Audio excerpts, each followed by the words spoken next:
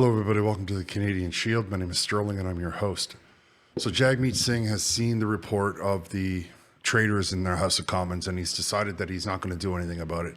He just wants to try and make it cast shade onto Pierre Poilievre for not taking the top secret clearance.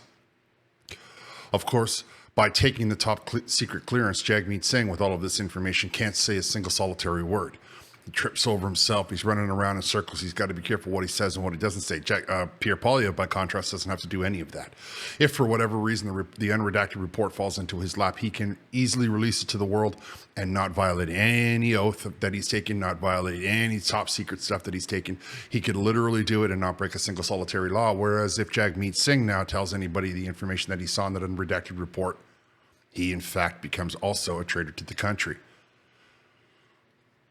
And that's why when you hear Jagmeet Singh refer to 100 times how Pierre Poilievre won't take the security clearance, it's because he's not a fool. Because he doesn't need the security clearance to know that the Liberal Party is destroying this country and that the Liberal Party has got traitors in its midst. Many of them are going to be wearing that UN pin that I pointed out yesterday in another report.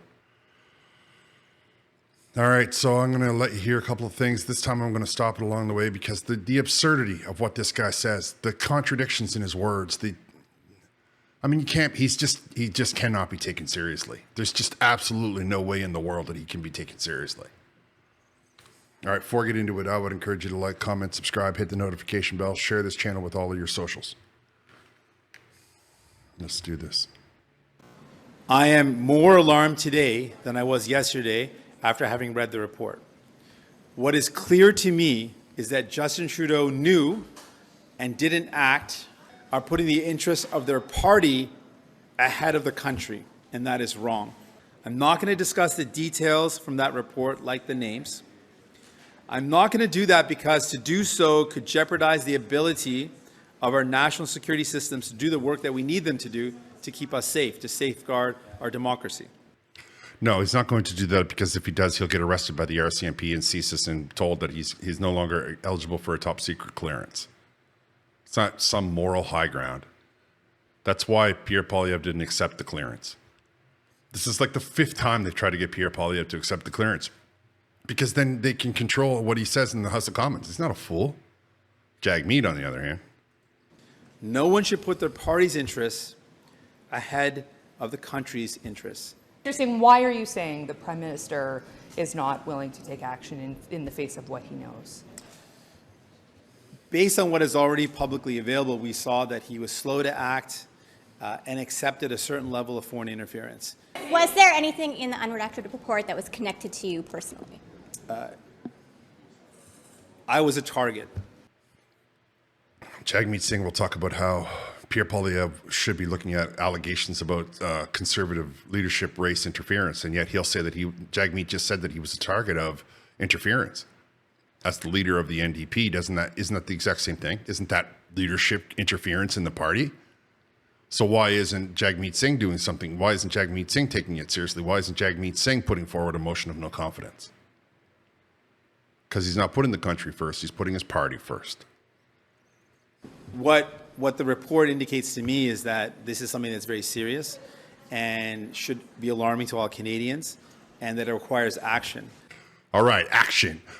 Yes, maybe I misunderstood him. He's going to take action. He's going to put forward a motion of no confidence. By the fall, we will have an election in this country, and we will be saved at least 1 year of tyranny under this Liberal NDP combination. Woohoo! Action.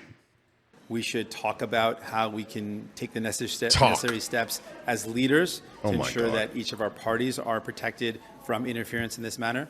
And we should continue to do the work in committee. See what he said there? So we can make sure that each of our parties is protected. He didn't say the Canadians need to be protected from foreign interference. He said the party of his needs to be protected from foreign interference. Can't believe a word this guy has to say. That are running so that we can ensure that our democracy is protected. See how he ignored the question? Why prop up the government? Just turned away from it?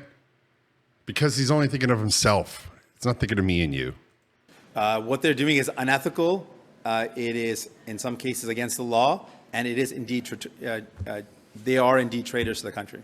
So you know that you're propping up a government that's unethical, that are criminal, and that are being traitors to the country. You know you are doing that. So aren't you, in fact, doing that? Aren't you all of those things as well? By extension, you are also all of those things. In fact, I am more disturbed today than I am yesterday. I'm more disturbed by what I've learned. And it really does highlight to me the failure of leadership of both Justin Trudeau and Pierre Poilievre. Deeply concerning failures of leadership. Like, I don't understand, after having read that report, why Justin Trudeau didn't act sooner and continues to show inaction. Just like Jagmeet, he continues to show the same inaction that he's accusing Trudeau of doing.